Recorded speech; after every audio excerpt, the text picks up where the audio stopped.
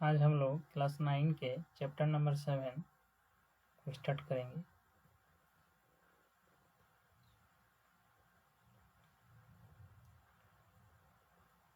Chapter 7 का जो नाम है वो है त्रिभुज। चैप्टर का नाम क्या है? त्रिभुज। जनरली इस चैप्टर में हम लोग क्या करेंगे ना, त्रिभुज के सर्वांग समता के बारे में सीखेंगे। ठीक है, कि कोई भी दो त्रिभुज किस हिसाब से सर्वांग सम होते हैं, सर्वांग समता के बारे में सीखेंगे। तो जनरली सर्वांग समता का जो वर्ड है ये क्या लेके बना है? देखिए, सर्व मतलब सभी, ठीक है। सर्वांग जो है इसको पहले दो में तोड़ देते हैं, क्या? सर्वांग और फिर समता, ये दो वर्ड लेके बना है। ठीक है, सर्वांग का अर्थ हो जाता है सभी अंग। सर्वांग का क्या हो जाता है अर्थ? सभी अंग। और समता का अर्थ होता है समान। ठीक है, यानी अगर किसी भी दो आकृति का क्या हो, सभी अंग समान हो, तो वो दोनों आकृति क्या कहलाते हैं? आपस में सर्वांग समता कहलाते हैं। अब देखिए, दो आकृति किस हिसाब से उसके अंग समान होंगे वो कैसे हम लोग जानेंगे? उसके लिए हम लोग क्या करते हैं, डेली लाइफ से एक उदाहरण लेते हैं। जैसे मान के चलिए, आपने क्या किया है, आपके पास पेन तो है ही, ठीक है। अब पेन का जब रिफिल खत्म हो जाता है, तो रिफिल खत्म होने के बाद हम लोग क्या करते हैं ना, रिफिल को चेंज करते हैं। जैसे मान के चलिए आपके पास क्या है कि लिंक ग्लाइसर या लिंक स्मार्ट का पेन है, ठीक है। तो लिंक स्मार्ट जेल का पेन है, तो लिंक स्मार्ट जेल का पेन का जब आपका रिफिल खत्म हो जाता है, तो आप लोग क्या करते हैं, दुकान जाते हैं, तो आप लोग बोलते हैं कि हमको क्या चाहिए, एक लिंक स्मार्ट जेल का क्या चाहिए, रिफिल चाहिए, इसी का रिफिल चाहिए, ठीक है। लेकिन इसके बदले में अगर आप दूसरा रिफिल ले लेते हैं, तो क्या होता है, आपको रिफिल लगाने में क्या होता है, दिक्कत होता है। यानी कह सकते हैं कि उस रिफिल को काटना पड़ता है या फिर एडजस्ट करके लगाना पड़ता है। तो देखिए, जो रिफिल मेरा खत्म हो गया, ठीक है, और जो हम खरीदते हैं वो दोनों सेम टू सेम है, ठीक है, सेम टू सेम है, इसलिए क्या हो जाता है, वो रिफिल आराम से लग जाता है। तो देखिए, वो दोनों रिफिल का अगर बात करेंगे, जो रिफिल खत्म हो गया और जो हम खरीदे, अगर सेम टू सेम हो जाता है तो क्या होता है, वो क्या कहलाएंगे, सर्वांग सम कहलाएंगे, ठीक है, सर्वांग सम कहलाएंगे। जैसे क्या होगा कि उस रिफिल को, पुराना वाला रिफिल का जितना लंबाई होगा, नया वाला रिफिल का भी लंबाई उतना ही होगा, ठीक है, और उसका मोटाई जितना होगा, नया वाला रिफिल का भी मोटाई उतना ही होगा, ठीक है। तो इस हिसाब से हम लोग कह सकते हैं कि दोनों रिफिल क्या है, सर्वांग सम है। अब हम लोग क्या करते हैं कि डेली लाइफ से, जैसे हम लोग क्या करते हैं कि मोबाइल का यूज करते हैं, तो मोबाइल का उदाहरण लेके हम लोग देखते हैं कि सर्वांग सम कैसे होता है। तो क्या करते हैं, सबसे पहले दो को मोबाइल का फिगर बना लेते हैं। जनरली देखिए, मोबाइल का फिगर पर्टिकुलर नहीं हुआ, लेकिन कोशिश किया है कि मोबाइल के जैसा ही दिखे। देखिए, हमने यहाँ क्या किया है कि लगभग मोबाइल के जैसा ही मैंने दो फिगर बना लिया है। अब अगर इस फिगर का तुलना करते हैं, तो देखिए कि सेम टू सेम मोबाइल है। जैसे आपके पास, अब जिस सेट से देख रहे हैं वही सेट फिर किसी दूसरे के पास है, या आपके घर में वही सेट दो गो है, ठीक है। जैसे कोई भी सेट ले लेते हैं, उसका मॉडल नंबर भी सेम है, कंपनी भी सेम है, ठीक है। उस तरह से ये दो मोबाइल है, क्लियर है। ये मोबाइल और ये मोबाइल का क्या है, मॉडल नंबर भी सेम है और कंपनी भी सेम है। तो क्या होगा, अगर मॉडल सेम होगा और कंपनी भी सेम होगा, तो देखिए ये जो लंबाई है, ठीक है, इस लंबाई का अगर बात करेंगे हम लोग, इस त्रिभुज का, इस मोबाइल का जितना लंबाई होगा, इस मोबाइल का लंबाई भी क्या होगा, उतना ही होगा, क्लियर है। अब देखिए, इस मोबाइल का ये नीचे से ऊपर तक का अगर लेंथ का बात करें, इस जगह से इस जगह तक, और इस जगह से इस जगह तक बात करें, तो दोनों का क्या हो जाएगा, सेम हो जाएगा, ठीक। साथ ही साथ अगर इस मोबाइल का मोटाई का बात करें, ठीक है, यानी ये वाला पोर्शन, ये वाला पोर्शन, इसका भी क्या होगा, सेम टू सेम होगा। तो साथ ही साथ अगर इसका स्क्रीन का बात करें, ये पूरा मान के चलिए ये वाला क्या है, स्क्रीन है। इस स्क्रीन का अगर बात करते हैं, इसका भी स्क्रीन का बात करते हैं, तो दोनों क्या होगा, दोनों का लंबाई और चौड़ाई स्क्रीन का क्या होगा, सेम होगा। तो यहाँ से हम लोग एक चीज़ देख रहे हैं कि अगर इसका चौड़ाई का बात कर रहे हैं, मोबाइल का चौड़ाई का बात कर रहे हैं, तो इधर भी क्या कर रहे हैं, उस मोबाइल का चौड़ाई से ही उसका तुलना कर रहे हैं कि चौड़ाई आपस में क्या होगा, बराबर होगा। अगर पहले वाला मोबाइल का लंबाई ले रहे हैं तो दूसरा वाला मोबाइल का लंबाई के साथ ही उसको तुलना करते हैं। अगर पहले वाला मोबाइल का मोटाई ले रहे हैं तो दूसरे वाला मोबाइल का मोटाई ही ले रहे हैं, दोनों का तुलना कर रहे हैं, फिर देख रहे हैं कि सेम हो रहा है। अगर पहले वाला मोबाइल का हम स्क्रीन का बात कर रहे हैं तो दूसरे वाला मोबाइल का भी हम लोग किसका बात कर रहे हैं, स्क्रीन का ही बात कर रहे हैं। ठीक है, तो यहाँ एक चीज़ बात समझना जरूरी है कि पहले वाला का जिस डायमेंशन का बात कर रहे हैं, दूसरे वाला में भी उसी डायमेंशन का क्या करना होगा, बात करना होगा। तो फिर हम लोग क्या कर सकते हैं कि सर्वांग है या नहीं है उसका पता लगा सकते हैं। तो यहाँ देखिए हम थोड़ा शॉर्ट में लिख रहे हैं, अगर इसका लेंथ का बात करें, पहले वाला यहाँ लिख देते हैं, ये पहला मोबाइल का, ये दूसरा मोबाइल का। ठीक है, पहला वाला अगर लेंथ ले रहे हैं तो दूसरा वाला भी क्या ले रहा है, लेंथ ले रहे हैं। पहले वाला का अगर ब्रेथ ले रहे हैं, दूसरा वाला का भी क्या ले रहे हैं, ब्रेथ ले रहे हैं। तीसरा वाला का अगर हम लोग मोटाई या फिर हाइट ले रहे हैं, ठीक है, तो दूसरा वाला का भी क्या ले रहे हैं, हाइट ले रहे हैं।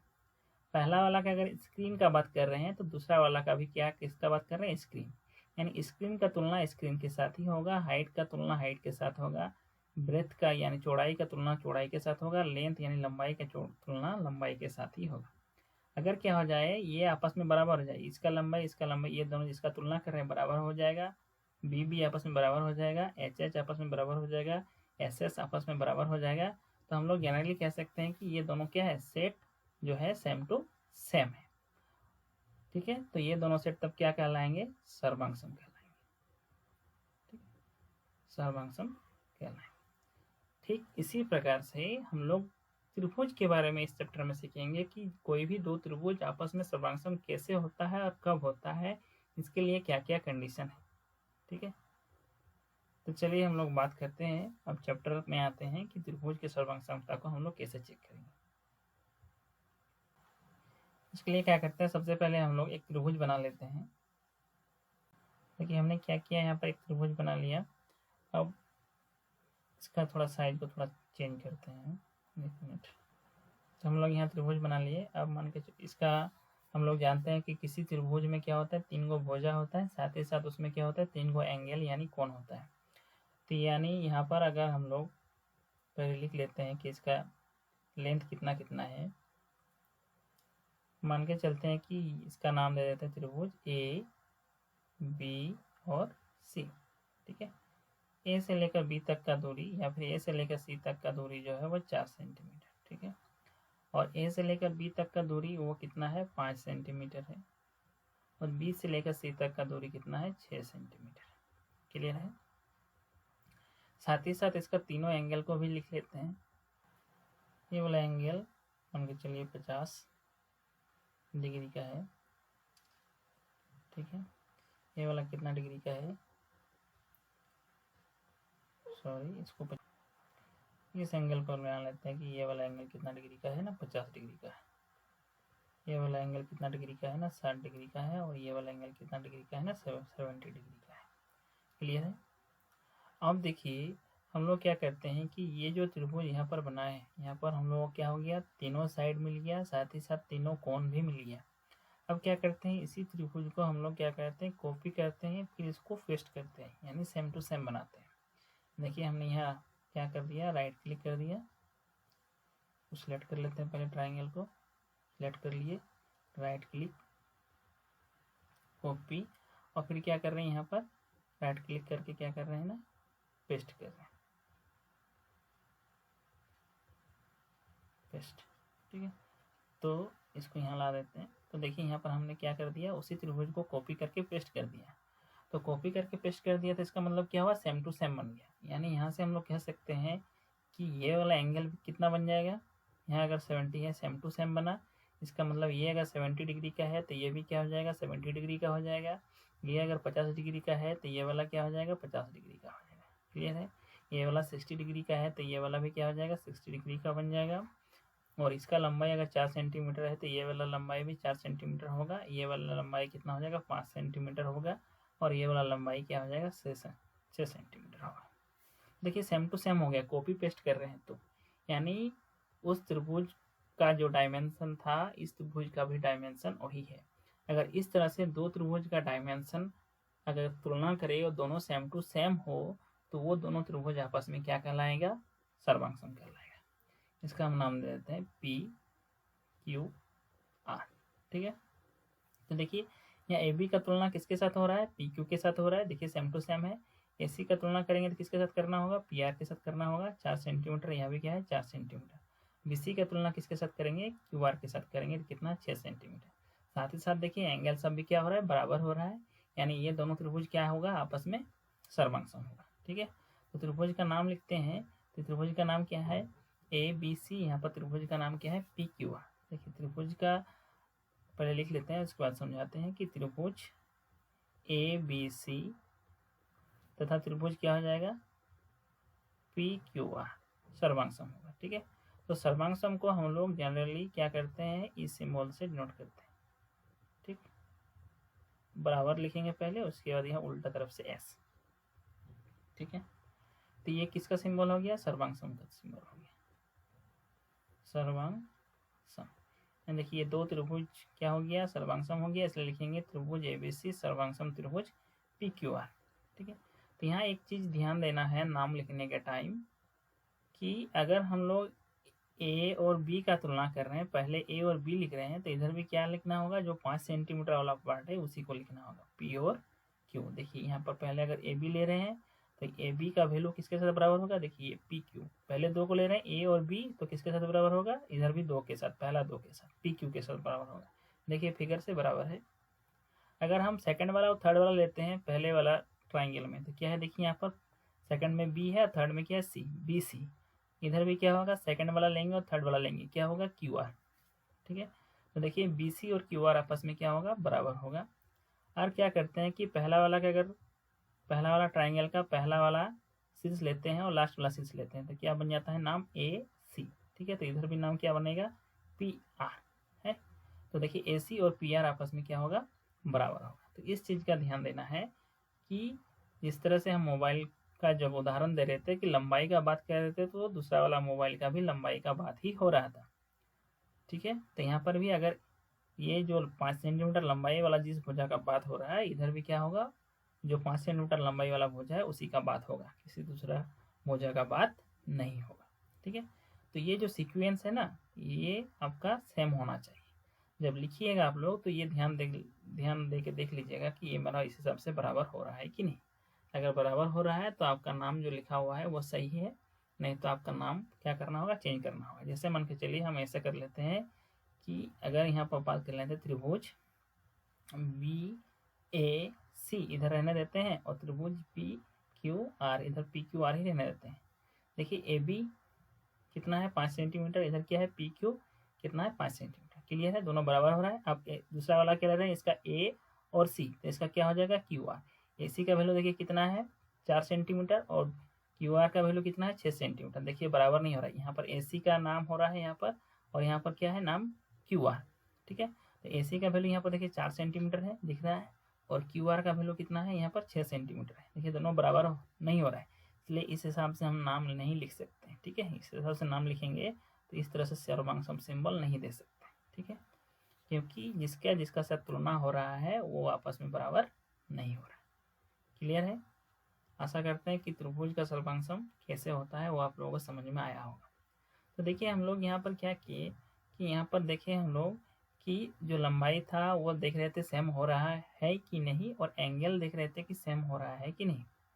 तो क्या हम लोग हर फिगर में इसी तरह से चेक करेंगे कि तीनों साइड देखेंगे, दूसरा का भी तीनों साइड देखेंगे, फिर पहला का तीनों एंगल देखेंगे, फिर दूसरा का तीनों एंगल देखेंगे।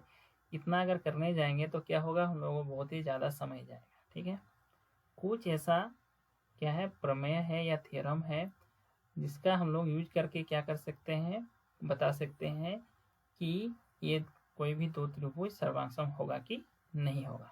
उसको हम देखते हैं कि वो क्या क्या कंडीशन है जिसको देख के ही हम लोग बता सकते हैं कि वो दोनों त्रिभुज सर्वांगसम है या नहीं है। इतना सारा 6 चीज का कंडीशन हमको देखना नहीं पड़ेगा। हम लोग इस दोनों त्रिभुज का बात करते हैं कि ये दोनों त्रिभुज सर्वांगसम होगा कि नहीं होगा। इसके लिए क्या है कि मेरे पास 3 इन्फॉर्मेशन दिया गया है। उस इन्फॉर्मेशन को हम पहले लिख लेते हैं। इससे पहले इस त्रिभुज का नाम दे देते हैं। इसका नाम है ए, इसका नाम है बी और इसका नाम है सी। इस त्रिभुज का नाम है पी क्यू आर। क्लियर है। अब इसके बारे में हमको इन्फॉर्मेशन ये दिया हुआ है कि ए से बी तक का जो लंबाई है वो कितना है ना, 2 सेंटीमीटर। ठीक है। और बी से सी तक का जो लंबाई है वह कितना सेंटीमीटर है, 4 सेंटीमीटर है। और ये जो एंगल है, एंगल ए बी सी, इसका वैल्यू दिया गया है कितना डिग्री ना, 50 डिग्री। ठीक उसी प्रकार से इस त्रिभुज के बारे में हमको इन्फॉर्मेशन दिया गया है कि पी क्यू का लंबाई कितना है, 2 सेंटीमीटर है। क्यू आर का लंबाई कितना है, 4 सेंटीमीटर है। और यहाँ पर जो एंगल पी क्यू आर है इसका वैल्यू कितना दिया गया है ना, 50 डिग्री। ठीक है। यानी ये पहला त्रिभुज का हमको 3 चीज के बारे में जानकारी है। 2 भुजा के बारे में जानकारी है और एक एंगल के बारे में जानकारी है। दूसरा त्रिभुज में भी हमको क्या है, 2 भुजा के बारे में जानकारी है और एक एंगल के बारे में जानकारी है। ठीक है। तो अगर इस तरह से अगर दिया हुआ रही 2 भुजा, देखिए एक भुजा का लंबाई क्या है, 2 सेंटीमीटर। इधर भी एक भुजा का लंबाई कितना है, 2 सेंटीमीटर। एक भुजा का लंबाई कितना है, 4 सेंटीमीटर। एक भुजा का लंबाई 4 सेंटीमीटर। और एक ध्यान देने वाली बात है कि जो 2 भुजा का इंफॉर्मेशन मेरे पास है उसके बीच का एंगल यहाँ पर कितना, 50 डिग्री। यहाँ पर भी देखिए जिस 2 भुजा का एंगल का इंफॉर्मेशन, जिस 2 भुजा का इंफॉर्मेशन मेरे पास है उसके बीच का एंगल कितना है, 50 डिग्री। ठीक है। तो यहाँ पर हम लोग कह सकते हैं कि इसका एक साइड के साथ बराबर हो रहा है। ठीक है। इसका एक एंगल इसके एक एंगल के साथ क्या हो रहा है, बराबर हो रहा है। फिर इसका एक साइड इसके एक साइड के साथ बराबर हो रहा है। क्लियर है। ठीक है। तो अगर ये हमको इस तरह से मिल जाता है तो बाकी भुजा और एंगल को हमको देखने का जरूरत नहीं है। ये तीनों अगर मैच कर जाए तो हम लोग कह सकते हैं कि ये दोनों त्रिभुज आपस में क्या होगा, सर्वांगसम होगा। क्योंकि बाकी जितना सारा चीज अभी हमको पता नहीं है वो ऑटोमेटिकली आपस में बराबर हो जाएगा। अगर आप लोग इसको प्रैक्टिकली देखना चाहते हैं तो आप लोग क्या कर सकते हैं, इसी डायमेंशन का आप लोग घर में 2 ट्राइंगल बनाइए। ये 3 इन्फॉर्मेशन दिया गया है, इस 3 इन्फॉर्मेशन से आप 2 ट्रायंगल बनाइए और दोनों का आपस में एक दूसरे के साथ चिपकाइए। देखिए एक दूसरे को क्या होगा, आपस में ठग देगा। ठीक है। तो देखिए यहाँ पर पहला हम लोग क्या देखें कि पहला साइड है, फिर क्या है, एंगल देखें, फिर क्या है, एंगल। ठीक है। इसलिए इस चीज को हम लोग क्या कहते हैं, साइड एंगल साइड। अंग्रेजी में क्या कहेंगे इसको, साइड, फिर एंगल, फिर साइड कंडीशन। ठीक है। इस कंडीशन का नाम है साइड एंगल साइड। अगर हिंदी में बात करेंगे तो इसका हो जाएगा भुजा कोण भुजा। ठीक है। यहाँ एक चीज आप लोग ध्यान रखिएगा कि जो एंगल जिस एंगल को हम लोग देख रहे हैं वो क्या होना चाहिए। जैसे अभी देखिए ये दोनों साइड के बीच में, यहाँ पहला वाला क्या है, एस है, और तीसरा वाला क्या है, एस है। उसके बीच में क्या है, एंगल है। फिगर में भी सेम उसी तरह से होना चाहिए। पहला वाला एस होना चाहिए और दूसरा वाला जो एस है उसके बीच में क्या होना चाहिए, एंगल होना चाहिए। ठीक है। जैसे मान के चलिए यहाँ 2 सेंटीमीटर, यहाँ 4 सेंटीमीटर है। इस एंगल को हम लोग नहीं देखेंगे, सी पे एंगल को नहीं देखेंगे। इस जो 2 एस का बात हो रहा है उसके बीच वाला एंगल ही देखेंगे। देखिए यहाँ पर एक एस है, यहाँ पर एक एस है, इसका बीच वाला एंगल कितना है, 50। ठीक उसी प्रकार से दूसरा वाला त्रिभुज में भी क्या करेंगे, जो 2 एस देख रहे हैं उसके बीच वाला एंगल को ही देखना होगा। बस यहाँ ध्यान रखने वाली बात है कि एंगल बीचों बीच होना चाहिए दोनों साइड का, जिस 2 साइड का इंफॉर्मेशन हमको दिया हुआ है। अब इसको हम लोग थोड़ा लैंग्वेज में लिख देते हैं कि इस अभिगृत को क्या कहते हैं। इसको हम लोग क्या कहते हैं ना, 2 त्रिभुज सर्वांगसम होते हैं यदि एक त्रिभुज की 2 भुजाएं, उनका अंतर्गत कोण दूसरे त्रिभुज की 2 भुजाएं और उसके अंतर्गत कोण के क्या हो, बराबर हो।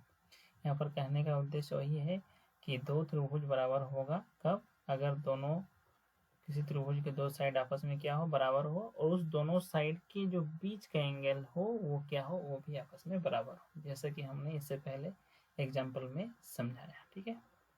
जस्ट इसी का क्या है, यहाँ पर जैसे मैंने लिखा था कि भुजा देखेंगे, फिर कोण देखेंगे, फिर क्या देखेंगे, भुजा देखेंगे। जैसे उसी को हम लोग क्या किए हैं, यहाँ लैंग्वेज में लिखे हैं। तो जो आप लोग थ्योरी का एक अलग से कॉपी बनाए हैं उसमें इस थ्योरी को लिख लीजिएगा, ठीक है। और इसको याद भी कर लीजिएगा कि दो त्रिभुज सर्वांगसम होते हैं यदि एक त्रिभुज की दो भुजाएं उसका अंतर्गत कोण दूसरे त्रिभुज की दो भुजाएं और उसके अंतर्गत कोण के क्या हो, बराबर हो। इस थ्योरी को अभी तक जितना कराए इस थ्योरी को पहले अच्छा से समझिए, फिर नेक्स्ट वीडियो में हम लोग एक दो और थ्योरी देखेंगे, फिर हम लोग क्या करेंगे, क्वेश्चन स्टार्ट कर देंगे, ठीक है। और फिर क्वेश्चन बनाने में कोई दिक्कत नहीं होगा, ठीक है। आज के लिए यहीं तक। बहुत कोई ऐसा बोल रहे थे कि सर होमवर्क दे दीजिएगा, तो होमवर्क आप लोग देते हैं। जैसे कि हमने क्या किया था कि चैप्टर नंबर 6 को कंप्लीट कर दिए थे, तो चैप्टर नंबर 6 एक्सरसाइज 6.1 का क्या कीजिएगा कि 4 क्वेश्चन बनाइएगा, क्वेश्चन नंबर 1 to 4। एक्सरसाइज 6.1 का क्वेश्चन नंबर 1 to 4 बना के क्या कीजिएगा, व्हाट्सएप में सेंड कर दीजिएगा। क्लियर है, चलिए ठीक है। ग्रुप में भी सेंड कर सकते हैं, व्हाट्सएप ग्रुप है जो आप लोगों का उसमें भी सेंड कर सकते हैं, या फिर पर्सनल नंबर में भी सेंड कर सकते हैं। चलिए आज के लिए बस इतना ही।